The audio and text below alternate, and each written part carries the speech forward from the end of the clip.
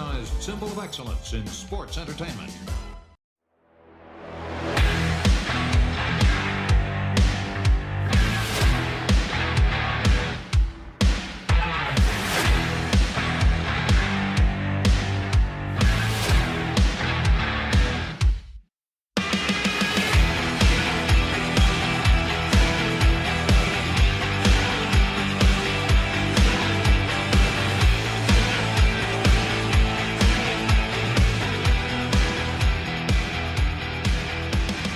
Hey, this is Kurt Angle, and welcome to the Kurt Angle Show. On the show today, we're joined by a fellow Pittsburgh native. But first, let me introduce to you my co-host, Paul Bromwell. How you doing today, Paul? Kurt, man, you said it perfectly there. We are so excited, and we're going to jump right into it because our guest, I've been pumped about for a little while. He is a fellow Pittsburgh native from the Steel City, WWE commentator and legend. I mean, this guy, he's got some kind of commentating career, and I'm going to bring him right now. Corey Graves. Corey, welcome to the Kurt Angle Show. Thank you guys for having me. Always blessed to join a couple fellow Yinzers to chat business or whatever. The Berg. That's it. Well, hey, listen, Corey, before we jump into all the questions, we usually kind of walk through your career and how you got to where you're at and some fun questions there. Kurt and I do some football picks, and we call it the Angle Lock. And we try to do football picks. And the Angle Upset. And Kurt, he's actually doing pretty good this year, so we thought if you would indulge us, we'd bring you into this and have a little bit of fun. How's that sound? I'll give it a shot. I mean, I'm a football fan, far from a football expert. Okay. Well, listen, Kurt is I know one thing about Corey. He's an Aerosmith fan. I am an Aerosmith fan. That is factually accurate. We saw each other at the concert last night. What a night. You know what? We were blessed. They called the tour off like 2 nights after. Steven blew out his vocal cords. I know. Isn't that crazy? I guess he's done for good, right? Yeah, that's what it seems like right now. But hey, we were lucky enough to see it, so I won't complain. There, you guys, you got it in. Well, hey, listen, this isn't real down into the weeds. This is going to be easy. Kurt is 11-5, if that tells you anything. So he's doing pretty good. He picked the 49ers to go to the Super Bowl, and now they've lost, should I say, 3 games in a row. Joe Burrow took him down again, Kurt. So I don't know. I mean, he's still thinking, 49ers going to the Super Bowl. They're going to bounce back. I know it. Well, they just traded for Chase Young. So I was going to say Chase Young can't hurt matters at all. He's an absolute animal. He'll help, definitely. So big pickup. You went 1-1 last week with your Angle Lock. You picked the Dolphins to beat the Patriots, so you got that one right. But you had a loss and the upset. You picked and you rode with our Steelers, and man, the Jaguars, they took care of us. There was no Kenny fourth quarter. No, it was Mitch Trubisky passing to the Jaguars late in that game, man. Yes. So here, let's do it. You get to pick who's your Angle Lock and who's your Angle Upset for this coming week. Well, you're gonna laugh at me, but I'm going with the Steelers again over the Titans. Okay. That's the lock. The Steelers are favored to win. All right, so we're recording this, by the way. Hey, real quick, we're recording this because this drops officially on Sunday before the game. So just making sure all of our listeners know that if the Steelers did win, Kurt's not, just making it up or whatever. He's picking us before the game. So there you go. Okay, Steelers. What about the other game? The upset, I'm picking the Cowboys over the Eagles. That's a big one. The Cowboys are red hot right now. They're 5-2. The Eagles are 7-1, but I believe the Cowboys are going to upset the Eagles. Okay, well, you're going out on a limb. The red hot Philadelphia Eagles right now, and the Cowboys, I feel like they're a week-to-week team. You never know which one's showing up. Now they did put a hurting on the Rams last week, so we'll see what happens. And they're going to put a hurting on these guys this week too. Oh my God. Okay. All right. Well, there you go. Well, Corey, again, like I said, just we do at the top of the show, thanks for indulging us with that. But we're going to jump in to you. And again, thank you so much for joining us this week. And I want to start with the beginning. And your fandom as a kid, you got into wrestling right around the time that Kurt was becoming WWE champion. Did seeing the Olympic gold medalist from Pittsburgh on TV give you the inspiration to get in the ring? Or, tell us about how you fell in love with pro wrestling and was it something that, hey, as soon as you saw it, you knew it was something you wanted to do? It is quite literally the fabric of all of my childhood memories. My dad is a big fan to this day. My dad loves the business. He was a big Bruno Sammartino guy, and all the way up into the Hulk Hogan era, which was right around the time I was born, mid 80s. So I grew up in the golden era with Hulkamania running wild and the Iron Sheik and all of that sort of stuff. So I don't think it was ever really a choice that I made. It was just something I was born into. I mean, all of my memories as a kid, and even as I grew up and my sister was born and my younger brother was born, wrestling was constantly on in the house, and usually WWE. But my dad was a fan of the NWA. He used to talk about Ric Flair and the Road Warriors and guys like that. So I kind of had a crash course before I could really even do basic arithmetic. I was a wrestling fan. And I don't think anybody, even my dad has admitted as such, he never expected me to follow it to this degree to where I actually worked in the business.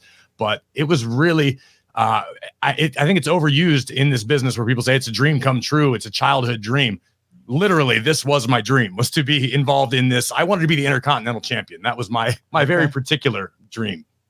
Who was, and I got to ask, who was the guy that really captured your attention, though? Was there that one wrestler that you were like, this is what I want to do? He's my favorite. I think like most kids, I was captivated by Hulk Hogan. Okay. And I remember, I think the first conflict I ever felt as a young man was WrestleMania 6 when Hulk Hogan and the Ultimate Warrior faced off, because Hogan was my guy and Hogan was still my dad's guy. But I was an Ultimate Warrior guy. And I remember thinking, like, this is going to cause chaos in my house. I don't know how my dad's going to react. My dad's going to disown me because I'm rooting against his guy. But then as I got older, I fell into love with, Ric Flair, Bret Hart, Shawn Michaels, all of those guys who were more proficient at the technical aspect. But to this day, I mean, Nature Boy, he still holds a special place in my heart. Ric Flair is the reason I always grew up loving the bad guys. Okay. He was a great bad guy, too. The best. Yep. Hey, you did a lot in the Indies, including the likes of Ring of Honor, but you were focused on the IWC. What did wrestling in Pittsburgh mean to you? Wrestling in Pittsburgh will always have a special place in my heart because they were the first crew that really gave me the opportunity to enter the business. We all heard the war stories of the guys in generations past who had to find a secret way into the business and be invited in through some back tunnel deal. I was a freshman in high school, and my dad was a firefighter, a fire chief in a town called West Newton, not too far outside of Pittsburgh. And for their fundraiser every year, he would bring in a local independent organization to raise money for the fire station. It was just, the same. Some places do gun bashes or spaghetti dinners or whatever. My dad opted to do pro wrestling. So he had an in with a local promoter, and the company's called PWX. They still sort of exist. Kurt, I believe you spent a cup of coffee there. Yes, I did. I actually trained there when I started. Yes. Okay. Yeah. So I think I came along not too long after you had left because the rumors were all swirling. Kurt Angle. And I was like, oh, wait a minute. Well, this is where Kurt was. This is where I want to be. So they let me start training at 14. And that ate up my entire high school life, man. I missed my senior prom. Yeah. No kidding. I don't know how legal it was, but it was definitely something that we made arrangements for. And I remember I trained at the old Eastland Mall. I did too. Yeah. Right. Which, as you know, Kurt, there was no air conditioning in the summer. There was no heat in the winter. Horrible, it was absolutely terrible. And I mean, talk about paying your dues. If you didn't love this, there's no way any sane human was going to put up with those conditions. But, yeah, and then I just started branching out. And I think I was guilty the same as anybody who's on the independents, especially very early, where you don't realize how big the world is and how much there is to learn and how much opportunity is out there. But you have to break free from your home base. I thought I was the best guy in Pittsburgh. Well, then I'd go to Philadelphia and realize there were 10 guys on every show that I could learn from. And then I'd go to Cleveland and I'd meet somebody who was in WWE that I'd never encountered before. And I'd sit and pick their brains and truly just kind of became a student of the game and realized no matter where I went, there was something that somebody could teach me. And speaking, no matter where you went, you also then travel to England a lot as well, right? So what are some of your favorite memories of that wrestling scene and wrestling overseas? Well, a lot of my favorite memories from those trips over to England, I think I should probably save for off the air, lest I, get anybody into trouble. We had a really good time over there. The parties were epic, and I will never forget them. But that was really my first opportunity, save for a few appearances with a Ring of Honor here and there, or some of the larger independents in Philadelphia. that was really my chance to show a whole new audience who I was. And the first few times I went over there, people had no clue who I was. There was a lot of TNA guys on the show, a lot of big name American independents, but then there was this random tattooed guy who had a big mouth. And I think I had to earn. It was really cool because I didn't have the luxury of being a star when I arrived there. I kind of had to earn it. And I was lucky enough to brush up against guys, like Abyss and AJ Styles and Too Cold Scorpio and some real heavy hitters in the game at the time, but being able to interact with them and learn from them. Christopher Daniels is another guy who stands out to me. They were always willing to help. I was kind of like, I felt like everybody's little brother. I was the young guy that came on my first big tour, and I was still trying to mind my manners and not get myself into any trouble. But everybody was so happy to help and just pass on any knowledge they had. And I will forever be grateful for those trips to England, man. I learned so much over there. Well, Corey, it took you almost 11 years from your debut to sign with the WWE contract. How big was that moment for you? It was truly surreal. By that point, I had all but accepted the fact that it was never going to come true. I had been, toiling away on the independents, and I was having a great time. But I at that point, I had children. I had my first son when I was 24 years old. And I came to a point where I went, all right, I actually missed my first son being born because I had the option to take a wrestling tour in Spain where I would make a couple $1,000s that I could use to pay for the child that I was bringing into the world, or I could have stayed at home and done the normal thing. Guess which I chose. But I got to the point where I had, by this point, 2 children, and it was just kind of came down to human necessity. I either needed to go get a real job and support my family or keep chasing this dream. So I was working at 911 for Allegheny County here in Pittsburgh. Wow. I was a dispatcher for them, and I had pretty much, I don't want to say given up, but I had definitely slowed down drastically on my chasing my dream. And I let my hair grow out to be somewhat normal. And I weirdly enough, I slimmed down a little bit because I was just trying to stay big for as long as I could. And ironically enough, my days off, because I was the new guy, were Monday and Tuesday. And this is when Raw and SmackDown were still back-to-back Monday and Tuesday. So WWE was coming to town, and Tommy Dreamer was in the office still at the time, and he would book all the extra talent. And he called me and said, hey, we want you in Cleveland and somewhere else. Maybe in Cleveland and Pittsburgh. And it was Monday and Tuesday. And I went, I could absolutely use an extra $500 each day to bring home to the baby and feed my family. So that's the only reason I said yes. I had absolutely no expectations that I was going to get signed or that they even had any interest. I figured I was just a warm body to be there to fill the extras locker room. And lo and behold, that day I had a few conversations with a few people, and one thing led to the next and then to the other. And about 6 weeks later, I was sitting at my dining room table on a Wednesday. I remember like it was yesterday. And my phone rang and I said, hello. Hey, this is WWE. We want to know if you'd be interested in coming to work for us. And like time stood still. It was absolutely incredible. Now, these 911 calls, were you cutting wrestling promos on? Oh, man. Kurt, I swear to God, I think it was like the last week that I was there. I had already put in my 2 weeks notice. I knew I was not going to be at WWE, or I was not going to be at 911 anymore. I was going to WWE. And we used to have, we would call them frequent flyers, people that would call 911 for any reason all night long. My neighbor's trash cans in my front yard. Well, what do you want the cops to do about that? And this woman called one, I want to say it was like the late afternoon, and I think her neighbor's dog was barking or something. And I said, ma'am, it's 7 p.m. I don't really know what you want us to do. It's a dog. It's barking. And she started, she had a few choice words for me. And that was when wrestler brain kicked in. And I will never forget it. She said, are you guys all on drugs over there? And I said, yes, ma'am. We are all on drugs right now running the 911 center.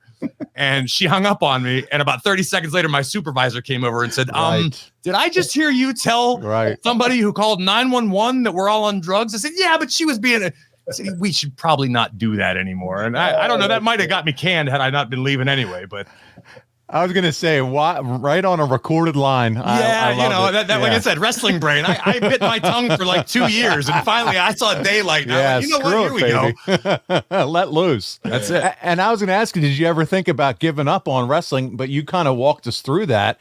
And man, aren't you glad, that you didn't, especially when you talk about that moment with the phone call. yeah, it's really unbelievable to look back. And again, I was sort of at peace at the time that I went, you know what? I'm 27 years old. I've got a life ahead of me. I've got a young family. Things aren't so bad. I've got a good job. I have a career if I need it. You know, I'm okay. And yeah, didn't see that coming, but I'm glad it did. Where did the name Corey Graves come from? Funny enough, when we used to get signed to FCW, the standard protocol was, unless you had a big name from outside of WWE, which very few people did, you would have to submit lists of names that would be approved, and you could be that character's name. And I remember having a really hard time with a first name because there was just nothing that came to mind that I felt fit. And I submitted the last names Ness and Graves. And Ness was from Mike Ness from Social Distortion, and Graves was the singer of the Misfits at the time. And I thought, okay, I'll borrow one of their names, much like Seth Rollins, you know, he borrowed that last name. Yeah. And Corey, ironically enough, came from Bray Wyatt at practice one day. Huh. And he was singing Sunglasses at Night by Corey Hart, the 80s. Yeah. I wear my artist. sunglasses at night. Yeah, so I can. Yeah, and I don't know why that song was being discussed. I'm sure there was a reason at the time, but he goes, "There's your name." He goes, "You're Corey Graves," and I personally I hated it. But I didn't submit anything different in time, and one of the guys that worked in the office was like, "Well, the office approved Corey Graves," and I said, "All right, well, I guess I'm Corey Graves." So here I am. Your first wrestling name, just doing a little bit of wiki research quickly, was Sterling, after Sterling Sharp. How was he your favorite football player as a Steelers fan? That's a great question. I think because I was most of the kids my age would wake up every morning before school and just watch Sports Center so that we could have something to talk to our friends about. And Sterling Sharp was a walking highlight, man. Every day he was on, and I love the Steelers, but actually the first Steelers game I ever went to was a preseason game when the Packers were in town. Okay. And I wouldn't have considered myself a Packers fan really, but yeah, Sterling Sharp was my guy. And then again, the James Keenan I stole from Maynard James Keenan from Tool. So there's a pattern here. Yeah. It's not originality. I just find bands that I like and I just borrow heavily. Yep. I love it. All right. So you were there from the transition from FCW to NXT. Can you talk to us what that was like for you, for everyone involved in that transition? To the best of my knowledge, it was very exciting, but it was also very uncertain. FCW versus NXT, it was two completely different systems, basically different worlds. FCW, we were sort of the redheaded stepchildren on this island down in Tampa, hoping that maybe one of us someday would make a couple bucks. No one was making much money. I think we were all making $500-600 a week, which was standard at the time, but not exactly a comfortable living. And you'd train 5 days a week, and you do these live events in front of 10, 20, 30 people 4 or 5 nights a week.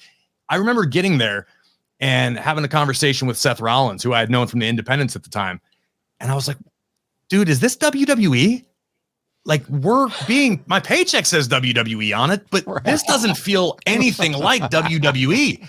You know, I grew up watching it, and I'm thinking to myself, I'm in England every few weeks wrestling in front of 3,000-4,000 people. And now there's 26 people for our TV tapings. It was absolutely not glamorous.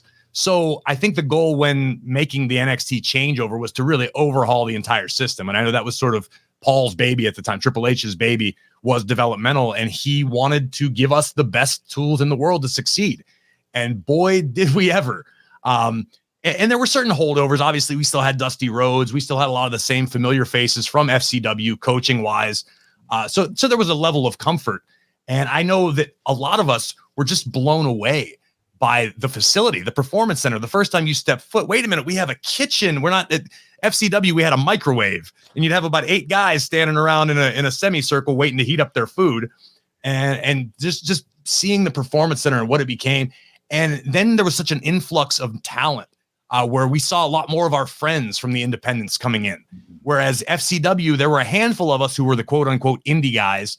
But there were a lot of outsiders. And then NXT came, and it was like, okay, everyone who we felt should be here was starting to get an opportunity. Not everybody stuck, but it was really cool to see all these different faces that were familiar and guys you knew wanted it and wanted to be there and cared about the business. Well, you would get to wrestle Seth Rollins in NXT as the Shield was starting to get hot. What's the biggest difference between Seth then and Seth now? Oh man, Seth's one of my favorite people in this game, man. Mine too, Corey. Yeah. Well, you were a Shield member there for a cup of coffee as well. Hot second. Yeah. that's a prerequisite.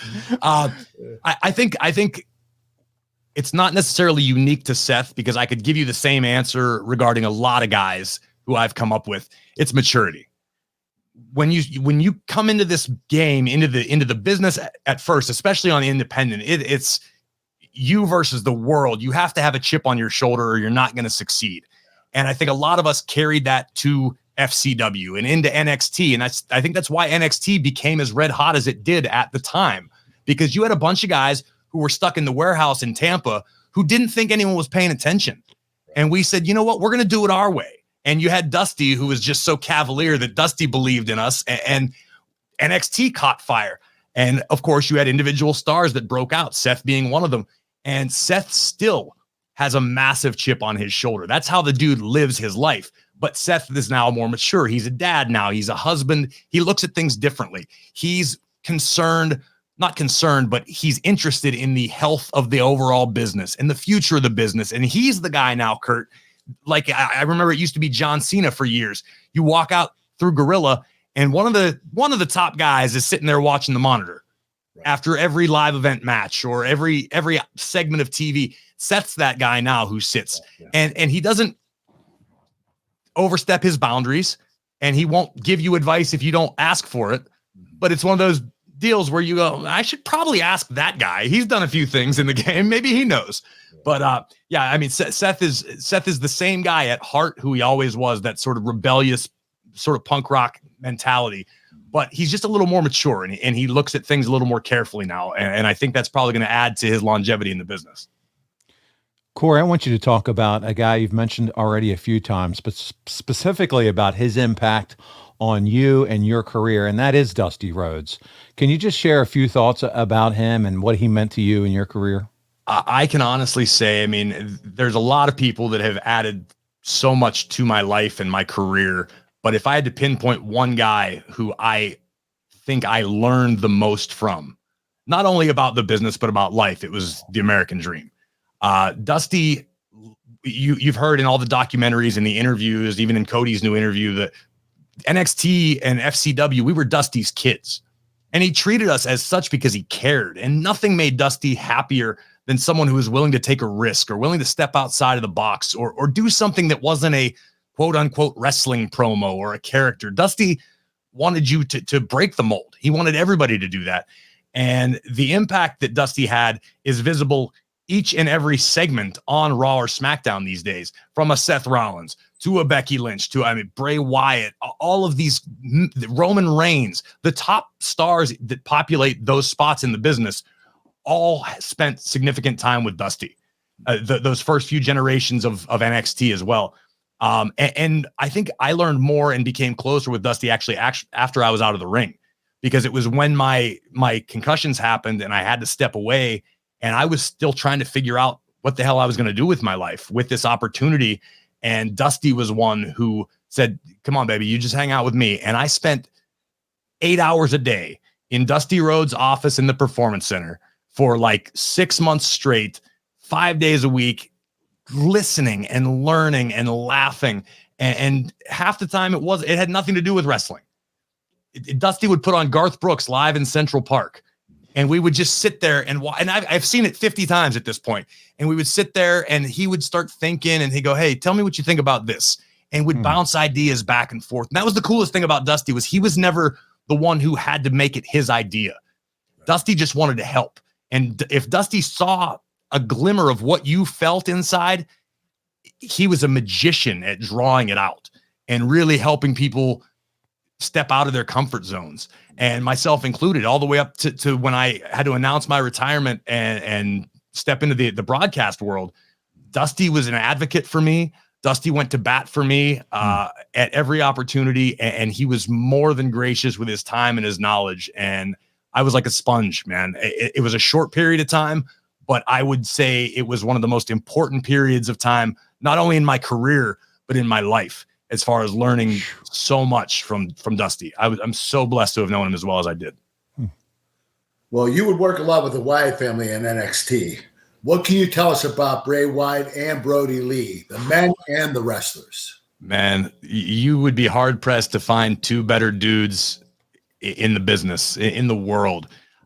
Brody, I knew when he was sort of breaking in the Buffalo area. I think he's from Rochester originally, and I would do independent shows and run into him all the time. And he was just always so happy-go-lucky. And to look at him and then to know him, I mean, you got to know him a little bit, right? Yeah, I know. Yeah, when you look at him, you think, oh my God, this hillbilly is going to attack me. He's this psychopath. And then you get to talk to him and you realize he was the most down-to-earth, normal, just sort of nerdy guy. I mean, we just would laugh and joke. And we had these running gags in developmental where I would just try to, I would up my level of misery. I would be like, hey, Brody, what are the odds you take that weight rack over there and you just tip it over and I get a couple weeks off? And he'd go, no, I'm absolutely like, he didn't find the humor in it. It was gallows humor. And, but I remember when we first were in FCW together, he and his family very early on came over to my family's house for Thanksgiving because we were all the island of misfit toys. None of us had any family nearby. We were all, from everywhere around the globe. And just his laugh and his smile. And John was just such a sweetheart of a human being. It's still surreal that he's gone, and the same extends to Wyndham. Wyndham, I got to know very early on in my WWE tenure because he had been up with the Nexus and got sent back down, which ordinarily, when you saw that happen, it wasn't good. You were being sent back down to be, exactly. You were being repackaged until they just decided that the next round of cuts was coming. And we saw that happen too many times to count. So I think we all assumed he was on that same path. And I think Wyndham himself felt like he was on that same path, which is where Bray Wyatt came from. And again, just like Brody, when you know Wyndham, the loudmouth, hilarious, Florida boy who just wants to hang out. We used to joke about how he and his brother were like the Dukes of Hazzard in real life. When Wyndham and Taylor were together, you wanted to be at that party or wherever they were going after the show, that's where you wanted to be, just because the vibe and the energy and the laughter was just constant with both of those guys. And then I remember being in the promo class the very first time Wyndham unveiled Bray, and you could have heard a pin drop. We all sat there and sort of looked at each other, and everyone was watching Dusty. And I don't think Dusty said anything for 30 seconds or a minute. Did you guys know he was that articulate? No one had ever seen, again, Wyndham do anything like that. Talk about, you know how, Kurt, most of the guys that you interact with, their character isn't that far of a stretch from who they are. It's part of them, yeah. It is. It's turned up to 11. The old adage. It's me with my volume turned up. Wyndham was the antithesis of Bray Wyatt. Wow. And to see him disappear into a closet or a empty locker room before promo day, he would vanish for 20, 30 minutes and then he would just walk in and walk right up in front of the camera and start to go. And the stuff that came out of his mouth, we were all sitting here going, what does it have to do with wrestling? What is happening right now? Like, it was just so amazing and captivating that none of us understood what the hell he was talking about, but we didn't want him to stop speaking because he was just great, but you don't know what he's talking about. Right. It was just like, it was confusing, but it was interesting and it was terrifying. And the way he just became Bray Wyatt, and just as fast as he would become Bray Wyatt, if you'd see him outside of the ring, baby boy, give me a big hug. And he did the brother handshake. He loved all that, man. He was the absolute best and so much fun to work with. Did you ever get to get in the ring with him, Kurt? No, unfortunately I didn't. I would have loved to, though. For a dude as big as he was, he moved like a cat. Oh my God. He does that cross body where he runs at you. Oh yeah. And my God, It was maybe the scariest thing I ever encountered in a ring. I'm laying there going, oh no, I'm okay. I'm good. Wow. Okay. But yeah, he was second to none, man. Just a world-class human being. We'll miss him forever. And so creative. Well, you were talking about him and how he was such an orator on the mic, captured your attention. Some of our listeners and fans, Corey, they've only been familiar with you and what you do at ringside, and how you're kind of the voice to the music that's being made and in the ring. And so I thought, let's talk a little bit more about you. You were an active wrestler. You had the concussion. You were just talking about it, and that led to you stepping away from the ring. What can you share as far as how that all went down for you in your life, the period that you were out, and then making that conscious decision, hey, I'm going to transition over and be a commentator?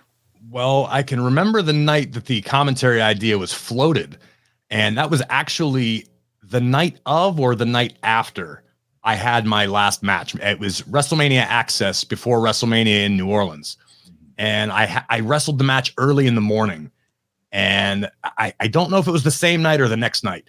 I was at a little bar in New Orleans with Michael Cole, and just kind of, I was just sort of venting.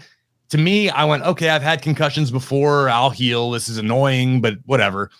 And it was in that conversation that I mentioned to Cole that I had spent a tiny bit of time as a sports broadcaster here in Pittsburgh. Oh. Remember the fan, 93.7 The Fan, that still exists.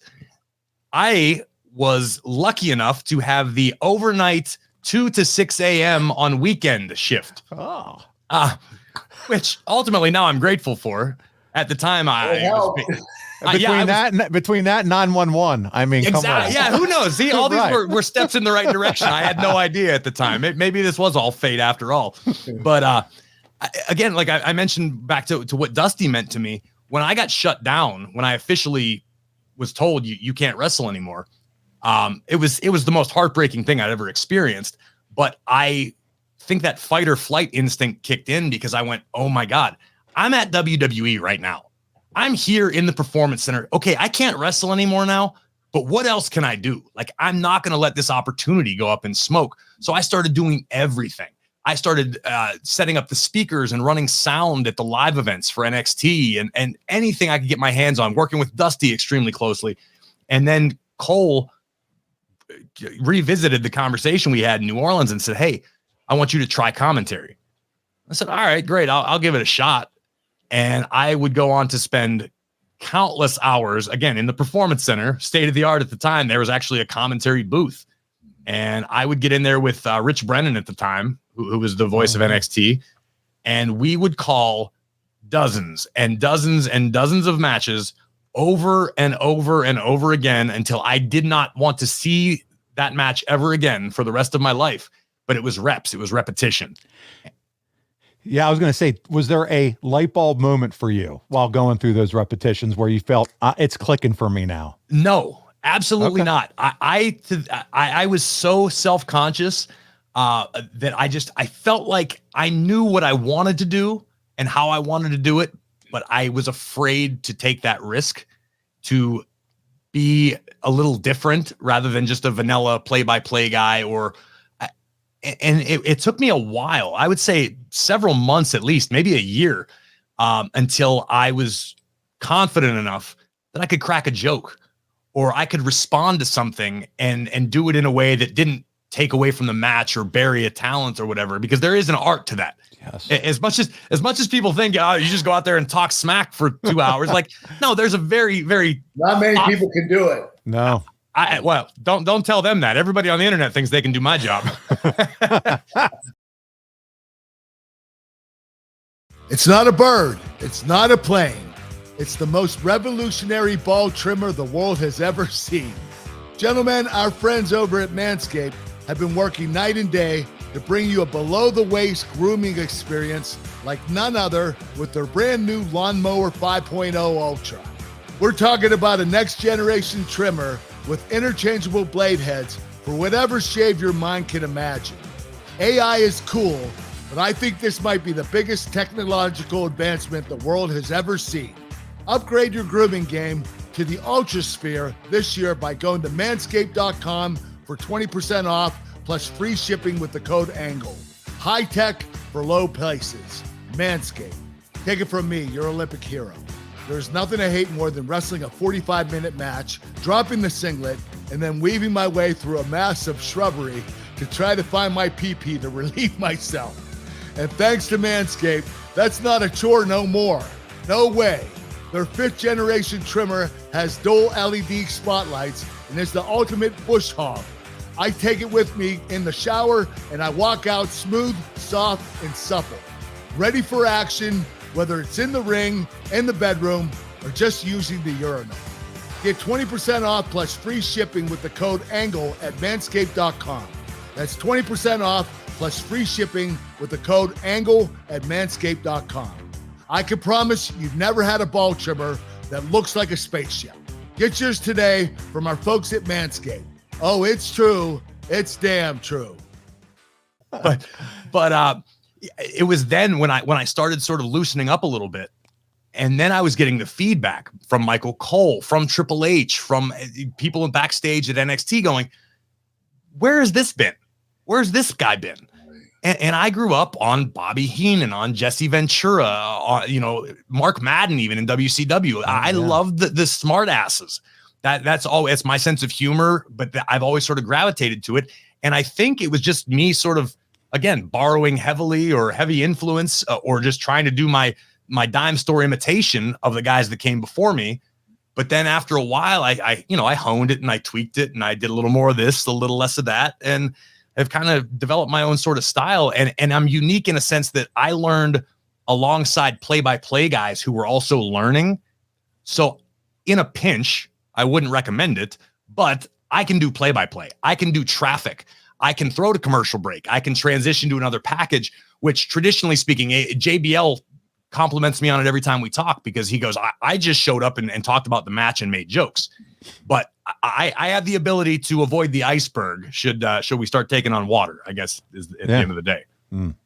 Well, were you confident that WLB would find you a spot, or did you think that was it for you? No, I wasn't saying no to anything that was thrown my way at the time. So while I was learning commentary, I was, again, learning all these different aspects of the business and TV production.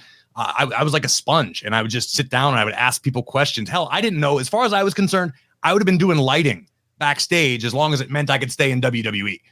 That was how I looked at this. It was almost desperation. As long as I have a paycheck to feed my kids, if I could do it under the WWE banner, that'd be even better.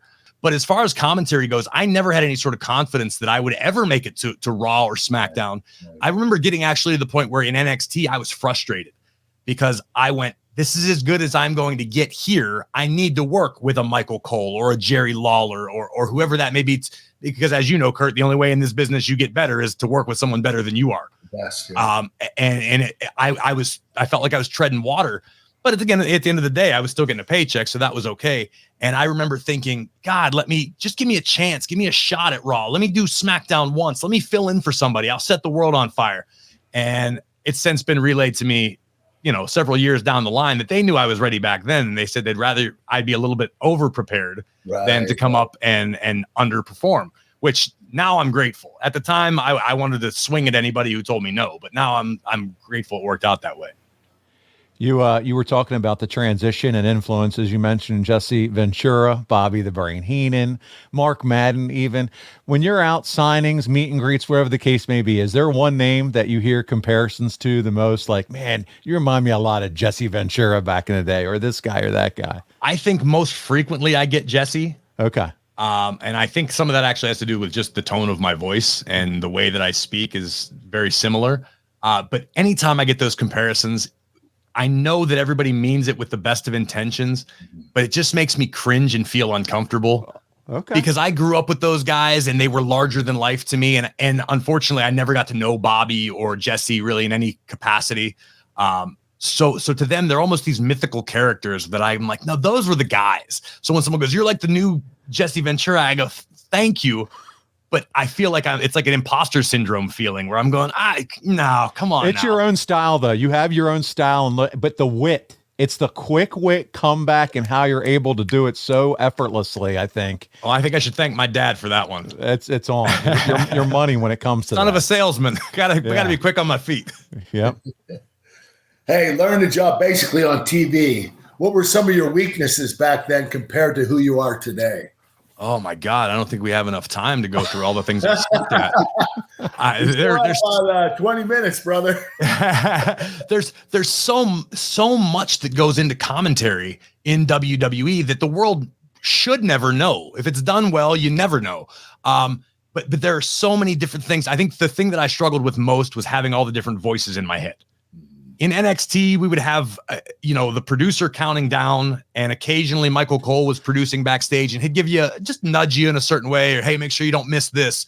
Okay, but then when you've got Kevin Dunn in one ear, you've got whoever's producing in another ear, and you've got Bruce and Triple H, but nothing rocked me like hearing the voice of Vince McMahon, the voice of God. At any given moment, it was. I always joke and say that it's when the voice of God comes into your ears. Right. I remember the first time I ever got quote unquote Vinced. We were on. It was Chicago. It was Christmas night. We did Monday Night Raw live. This was probably 4 or 5 years ago. And the Raw commentary desk was on the top of the stage by the entranceway, and we would stand up and turn around and do these reverse on cameras so that the ring and the crowd was way in the back. I remember that. Yeah, it was kind of a really cool setup. But Michael Cole and I were discussing beforehand. He said, "Listen, I'm going to do a welcome to Monday Night Raw. I'm going to say Happy Holidays, everybody," and he said, "And then you can say Merry Christmas. Here's what we have on tap." Okay, great. We're going to throw into some graphics, and Cole goes, welcome everyone to Monday Night Raw. Happy holidays, everybody. And with the speed of lightning, the boss was on the all call button, which means everybody that's listening can hear. Yeah. I said Merry Christmas, not Happy Holidays. Meanwhile, I'm getting yelled at on camera. And I had to look like a deer in headlights going, oh my, this is it. I'm getting fired on Christmas night. I have no idea. And of course, we get done with it. And then he comes on and goes, that was good. Thanks, guys. But you never know. I mean, Kurt, you know him well enough. Sometimes when Vince wanted to mess with you would never know. He's shitting his pants on live TV. I didn't even get the line. I was terrified. My heart skipped a few beats there. But man, and conversely, somewhere down the line, when I write a book one day, I'll tell a few other stories that are a little more lighthearted, but definitely not for public consumption. Some of the things that came through the headset over the years. That's gonna one day as you continue on, and who knows where life will take you. But even on a podcast, these stories are going to be fantastic. So you're called up to work on Raw. Talk about how big that moment is. You get the phone call, whatever it looks like. Corey, you're the man. You're going to be on Raw. My first night on Monday Night Raw was here in Pittsburgh. Nice. So that to me was really, really special. Didn't matter to anybody else because no one knew who the hell I was. But to me, I remember staying at it used to be the Marriott right by PPG Paints. It's something else now. And I woke up that morning and I opened the window and I looked and I saw Mount Washington. And I was living in, I was either in Tampa or Connecticut at the time. I think I was still in Tampa, and waking up and seeing Mount Washington. And it all became real. And I stood in my window in my hotel and I cried for about 5 minutes, just going, oh my God, here I am. And I got there. The first night went well. And I don't think I ever looked back since. It was just kind of, all right, we made it through, on to the next. That's the nature of the beast, right? Mm-hmm. Wow, that's awesome, Corey. You worked with many people in your time, but what can you tell us about Michael Cole that we don't already know? Man. He wants the dirt. There is no dirt, man. Michael Cole is the genuine article. I take that back. The Michael Cole you see on TV is nothing like the Michael Cole off screen. He's a perv, isn't he? Listen, I spend plenty of nights at the hotel bar with Michael Cole talking about old music and old wrestling and old football and God knows what. He's become one of my closest friends. He's technically my boss. And I am so grateful. Up there with Dusty Rhodes, people that have had impact on my life and my career especially. Cole's got to be in that conversation. He is so patient. So unbelievably patient with me and other talent coming through because he understands. Cole will tell the tale anytime he gets the opportunity. he felt like it took him 10 years to fully grasp the psychology of WWE. Which, if you look back, I mean, he still had JR at the time. You had King running around, and Cole was with Taz, and they were both sort of learning on the job together. And Cole's patience is second to none. Also, to hear him tell the stories about his real life pre-WWE, like his journalism stories, the guy's covered wars. The guy interviewed David Koresh. Like, Cole has done some really wild stuff in his life, but you'll never know it because he's the consummate pro. He shows up. He doesn't ruffle any feathers, does what he has to do. He is a pro's pro. There's not enough time on this or any other podcast for me to truly give him all the flowers that I want to, man. I have all the respect in the world for Cole. Man, that's awesome. Is there someone that you wish you could have done commentary with that you haven't at this point in your career yet? Maybe a legend, maybe someone that doesn't do it anymore. Is there someone you think, man, what would it be like to call action alongside this guy? I think just the fan in me, the greats, right? I've had a chance to work with and get to know Jerry Lawler pretty well. I mean, I consider King a friend, and I'm honored to have called Royal Rumble matches alongside him and called a few episodes of Raw. Like, that's not lost on me. I'm a fan of this. I've never worked with JR on the air. Okay. I think that would be interesting. And Taz is another guy that I think we might butt heads. We might be a terrible commentary team because we both sort of fill the same space. But I also, and I can't believe I'm saying this publicly, I would love to work more with Pat McAfee. I think Pat, I think Pat he adds a whole new element that maybe nobody has seen before in the game. And I have more fun being me when he's there than a lot of other people. Okay. Now, where the hell did you get your scandalous information regarding Jason Jordan? Kurt, if you handed me $1 million right now, I wouldn't be able to tell you what the hell the information ever was. They never told me. I don't know what the payoff was ever going to be. Are you kidding me? I remember asking at the time because it just felt really random.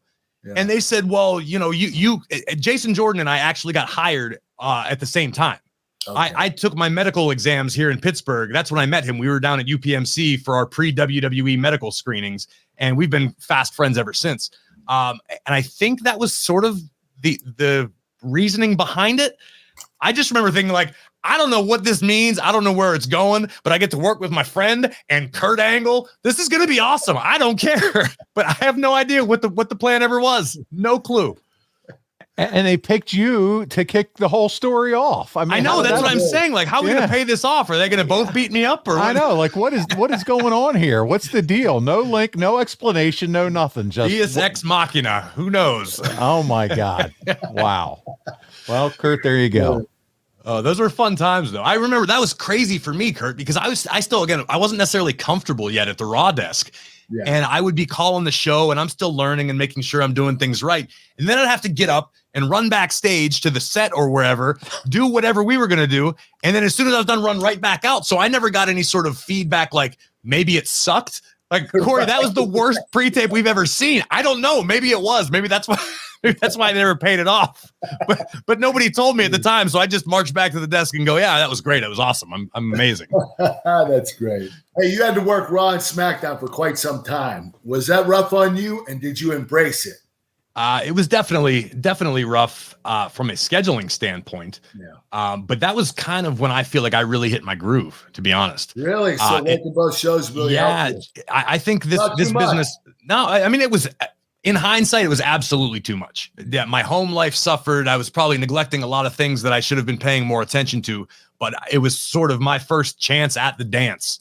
And I did just Raw for a while. And when I was asked to do both shows, I just looked at it as an opportunity to get better, to work with more partners, to learn more characters and just repetitions and really hammer out what I was doing. And I think looking back, that's probably when I would say I definitely got comfortable being a color commentator in WWE properly, was when I was just doing back to back. And those road trips in between were fun, man.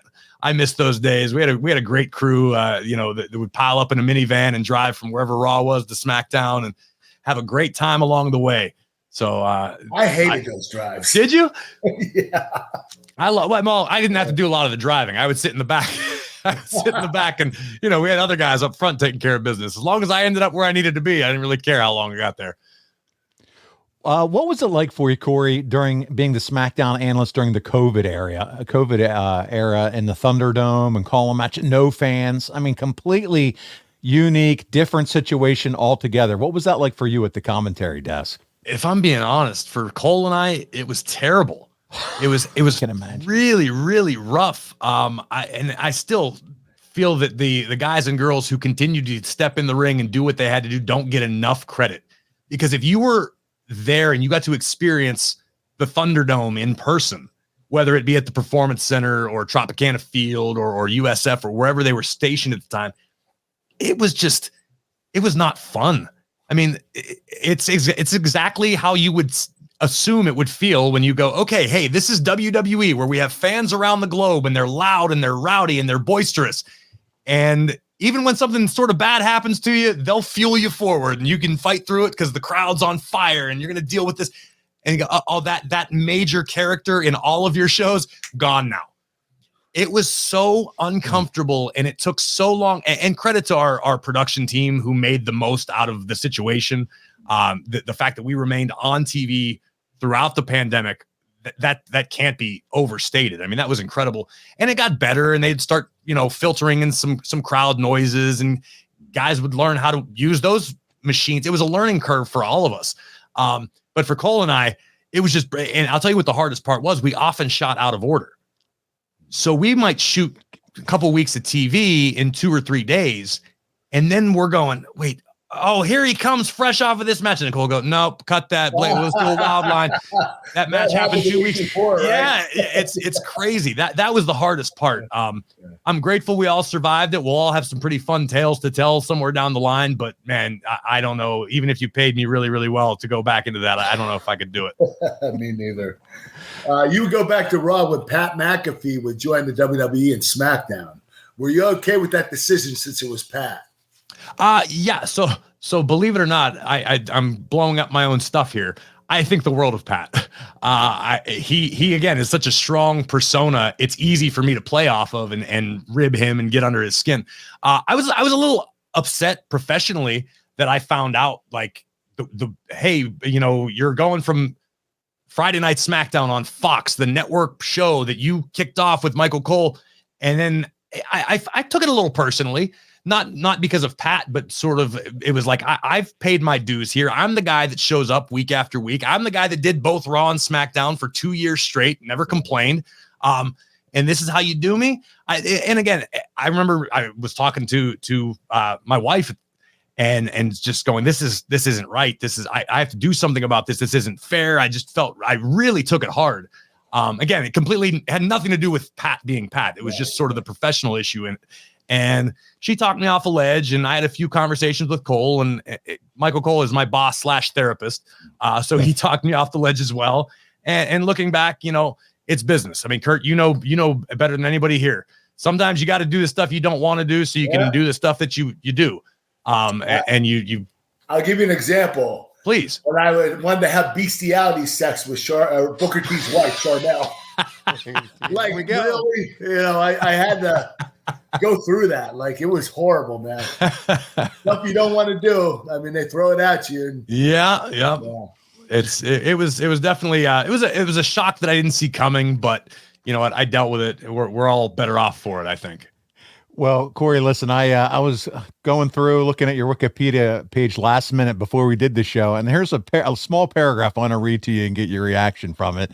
And it said that he's described, talking about you, as a typical Yinzer and often shows pride in being from Pittsburgh on WWE programming, often mentioning his bar hopping on Pittsburgh's South Side and mentioning his favorite place to visit. He did, however, admit that upon joining the WWE commentary team, he had to significantly tone down his natural Pittsburghese dialect, only to see fellow Pittsburgh native Pat McAfee become successful on WWE commentary because of it. What say you to that? 100% true. 100% accurate. When I started doing commentary, even in NXT, I mean, I could speak and cut a promo, and I never had the drastic Yinzer accent. My dad, you can tell. Total. Okay. Just big time. But I had a hint of it, and it still sneaks out from time to time. My wife calls me on it every day. But I had to train myself, and there were certain words that I had to reprogram how I pronounced because it just sounded local. Sounded like a Yinzer. I know what you mean. I try not to talk that way. Yeah, exactly. Any broadcast school will tell you Midwest because it's sort of indiscernible. You sound like a normal American. That's fine. That's all that matters.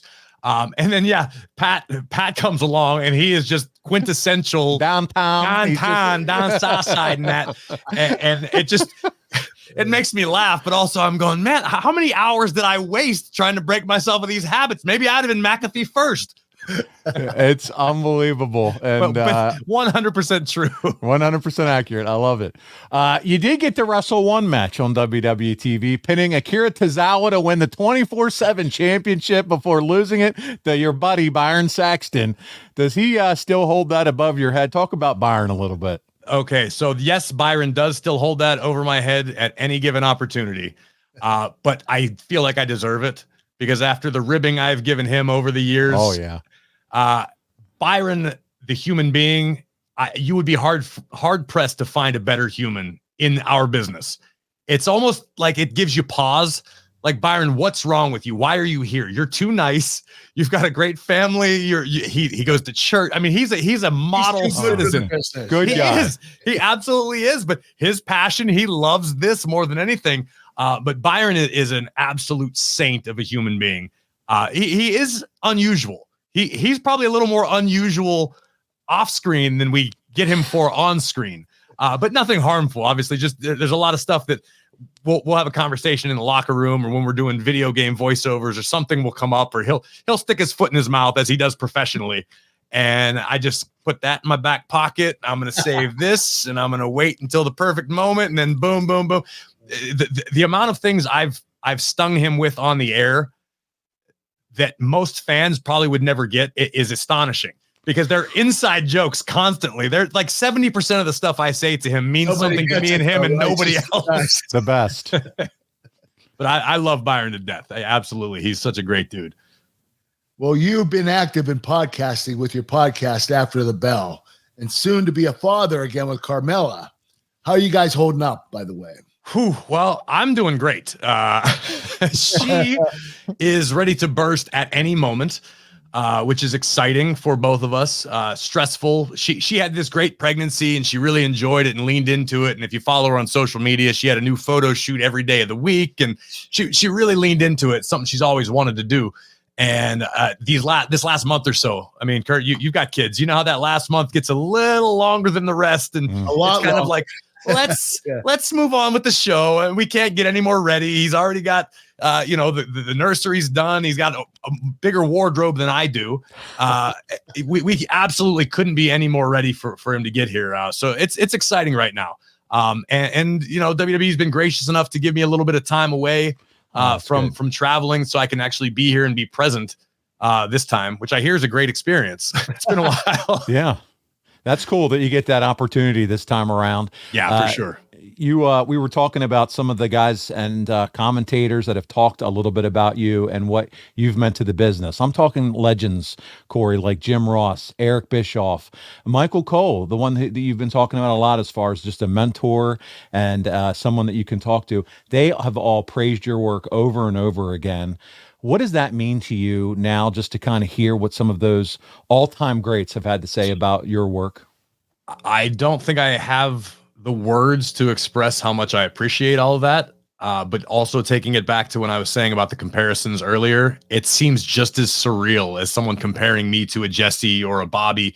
I'm grateful. I'm not going to try to change anybody's opinion on that. I'm going to keep doing what I'm doing. And it means the world that some people that I respect at that level have spoken well of me. So I don't take that for granted at all.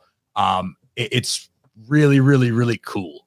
At risk of sounding simple, it's very, very cool to know that some people that I grew up watching and studying and idolizing and respecting in a whole different level, especially nowadays. I've gotten to know Eric Bischoff somewhat well over the years, just in small interactions.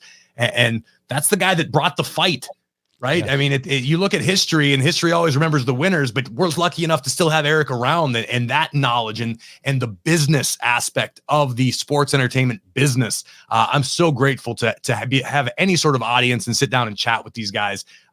Even if it's if it's about professional issues, cool, but just talking shop and life in the business, man, that's the coolest thing in the world. It's the biggest thrill that a kid who grew up a fan could ever have. Well, what has been your biggest highlight as far as doing commentary? Man, I think the one that I always fall back on is my first WrestleMania.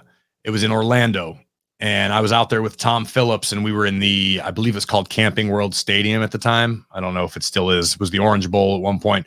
And the kickoff show had just ended, and the actual main pay-per-view was about to begin. And I was standing there under, the giant canopies above the ring, and they had the jets, the military jets, did the fly over the stadium, and standing there and looking up at the jets rather than being in a seat or seeing it on TV, and just like craning my neck back and watching this happen. That's when it became real. Yeah. Up to that point, like, I think I knew what was happening, but I didn't feel it. It was standing there, and I went, I'm calling WrestleMania. Yeah. This is unbelievable. You know what I mean? It was definitely like a tentpole moment in my life. It is pretty cool seeing those jets fly overhead too. It's unbelievable. Yeah. I mean, I've been around, I've been to plenty of sporting events and see them, but when you feel that you are part of the show that is happening, the reason for all that to be there, that was just such an incredible. It absolutely did. It was, and I think people use the word humbling a little too frequently. That to me was humbling. It was me feeling like this tiny little cog in the wheel of this massive machine, but here I am. This is where I belong. It was a real thrill. And since then, man, I would think I would probably offend everybody if I didn't tell everyone. Like, I got to call DX reunion in Saudi Arabia. I've called Kane matches and Undertaker matches and Kurt Angle matches. I mean, almost all of my favorites and heroes growing up, I've been able to call their matches, which is ridiculous to think about. You know what I mean? Again, I still look back at the little 3-year-old kid hanging out next to my dad watching Hulk Hogan and think, like, that's what I'm doing now. This is so weird. Corey, we have 2 questions for you to wrap up, and then we'll let you get out of here. We thank you so much for being here with us. And this is a question that I feel like everybody's asking the WWE talent members right now, and we're going to have to ask you. It's about CM Punk. Would you welcome him back in the WWE? I'm amazed it took this long. It's been a few months for someone to actually throw this question my way, but usually I'm doing the hosting, so I'm asking everybody else. So this is a fun turn of events. Listen, Punk was always great to me when I was coming up. We were really, really, really close. Remember, I told the story at the beginning of the show about how I missed my son being born. Punk was in Pittsburgh at the time. He was actually the first guy who held my son after he was born. Like, we were tight. Fast forward a few years, I don't really know what happened. We sort of fell out for one reason or another. I said some disparaging things in a very public, unprofessional manner. We haven't spoken since prior to then. But at the end of the day, rather than sitting here and wasting everybody's time, I'm a professional. I'm too old to hold grudges. I feel like whatever's happened is water under the bridge. I got a whole different life. I'm in a very different place in my life than I was, back when all that stuff went down. If it's right for business, who am I to say no? I'm a pro at the end of the day. I would happily do whatever is needed. And I mean, I would shake the man's hand and move on and see what life holds. It's a different maturity level now. Time heals all type thing. That's how I feel, man. Yeah. That in a couple of years of pretty intensive therapy, it's probably helped me out. I can help too. Right. Yeah. It never hurt. And then our final question before we let you get out of here. Dream match for you to call. Any wrestlers of all time, what stage, what would that dream match look like for Corey Graves on commentary? Oh my God. See, here I was going, this interview has been going swimmingly, and now it just, boom, there's the wall. We saved it till the end. Off the top of my head, and this changes basically depending on the day. You can ask me the same question tomorrow. Me too, Corey. Me too. Man. I'll give you a different answer. The one that I think I speak for myself and in most of the wrestling fandom in the world right now, I don't think we ever got to see, and I feel like we were kind of robbed and never got to see Kurt Angle versus Bret Hart. That's a good one, but that's the one that got away from me. Yeah, that's definitely top of mind. That's a great what if. And on the other side of that, Brock Lesnar versus anybody. Brock Lesnar makes my job easy, and I'll tell you why. Because I believe in Brock Lesnar. Oh, I do too, man. I mean, God, Kurt, you know better than anybody. I mean, the WrestleMania match, but what a freak of an athlete. He's a real deal, man. Best athlete for the biggest, how big he is. Yep. Athleticism and his power and strength. Unbelievable. He Never is met a human like that. I don't know that he is human, Kurt. Have we confirmed that he is in fact human? Well, so okay, Brock Lesnar. Who would you like to see him then against? I would say, I mean, Brock Lesnar, Bret Hart sounds like it might be kind of fun. Okay, there's your dream right. match. There we go. That's for today. On the round quite a bit. Yeah. ask me again tomorrow. Well, we'll re-edit this. Change. Corey, listen, man, thank you so much for doing this with us. This was an absolute blast. It's a pleasure to meet you, and we are so grateful to have you on the Kurt Angle Show this week. Likewise, thank you guys so much for having me. And before I go, Kurt, I actually wanted to say this to you. I remember I bumped into you on a plane a few weeks ago after I just watched your documentary on Peacock, which blew me away. I knew some of the story, but to see the way they laid it out, I thought it was absolutely incredible. But I actually had a conversation with a couple guys in the locker room, I think maybe last week or the week prior, because I was telling everybody, hey, have you watched Angle's documentary? No, I haven't watched it yet. I'm going to get to it. And I told everybody, watch it. And what struck me is the fact that we all have gotten to know you over the years, through WWE or whatever avenue we may know you. It's easy to lose sight of what a badass you are and how proud we should all be to know you. And you represented our country, my city. I don't know that I'll ever get the chance to tell you this face to face. So just thank you, man. Thank you for everything. Awesome. You've inspired me. I know you've inspired countless others. And to watch it all in a linear fashion, like in that documentary, I have the utmost respect for you. I'm proud to call you a friend. Corey, thank you very much. That means a lot to me, especially coming from you. I really appreciate it. I mean every word of it. Thank you, brother. Thank you guys. This was a blast. I'm happy to do it anytime you'll have me. Oh, that's great. Hey, and good luck to you. We'll have you next week. The birth of your new baby coming soon, man. Congratulations. Right on. I appreciate it. I'm excited. And next time I come back, I'll have a new dream match for you. That sounds good. All right. We're going to count on that then. Thank you so much, Corey. Awesome. Thank you, guys. Right, thank you. Yep.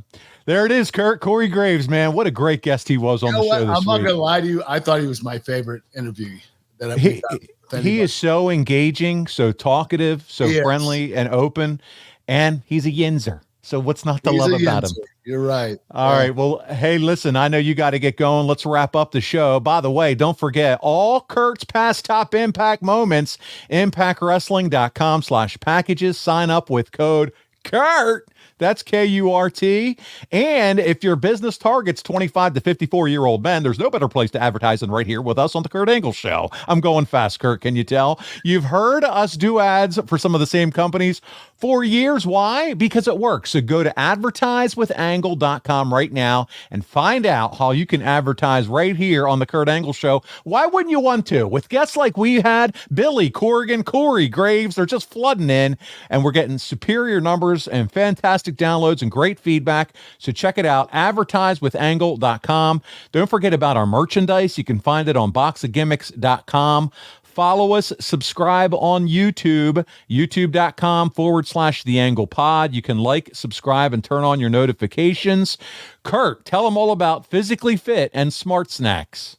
I got the Smart Snacks right here in my hand. Go to physicallyfit.com. They're high protein, low carbohydrate, 11 different flavors. You're going to love every single one of them. This is part of my daily diet. I absolutely love them, and you're going to love them too. Go to physicallyfit.com. And check out his cookies and cream protein at Project One Nutrition. Kurt, rave reviews I'm seeing all over the place online, social media. People are drinking it more than they drink water, and it's making them have big muscles like you do. Tell them about that cookies and cream protein drink. Kurt Angle's American Dream Cookies and Cream Protein. I promise you, it's the best tasting protein on the market. High protein, very low carbohydrate. You're going to love it. Go to projectonenutrition.com to order it. And then finally, check out kurtanglebrand.com. That's where you're going to find all the great merchandise, the cowboy hats, the cards, the cameo videos, the milk cartons. Kurt, what are they going to find at kurtanglebrand.com? I'm not saying it. The whole wall of wax. There it is, the whole wall of wax. Kurt, thank you so much for doing the show with us this week. Thanks, Paul. I had a lot of fun, and I really enjoyed having Corey on the show. I did as well. On behalf of Corey Graves and your Olympic hero, Kurt Angle, this is Paul Bromwell, and we'll see you right back here again next week for another episode of The Kurt Angle Show.